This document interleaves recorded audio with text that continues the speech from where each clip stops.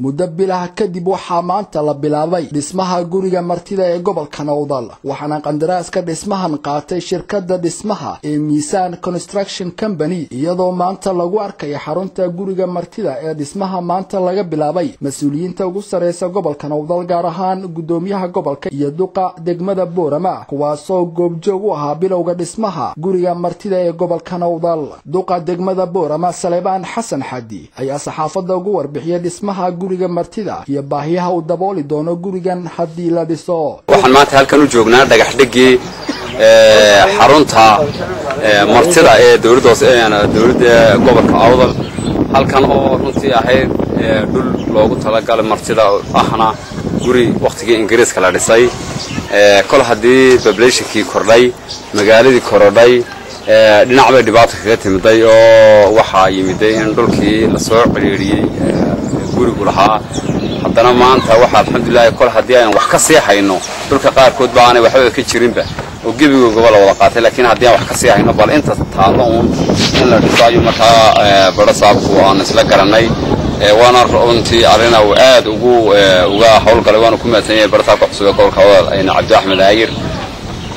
imika waxaan u joognay dadkii meesha sheeganayay iyo dhismihii inaan iswaafajino oo aanu dadkeen niraano warbal guriyaan oo dhisinaynaa dhulkii dan guud baa loo qaaday oo saaka ilaa saacadaan joogno in saacadii dur leedaamay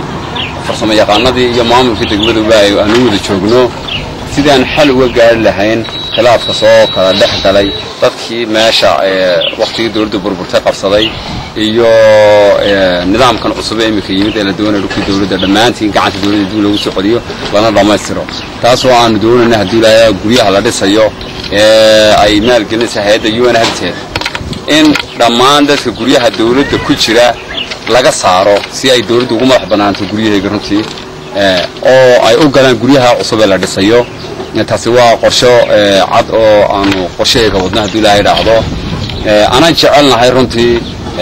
wali hay'adii qorshe islaamaana gaarin iyo go'aan laakiin anagu markii aan xalka gobolka anagu eegayna dhibaatada ugu weyn ee gobolka haysta ama degmada waxa weey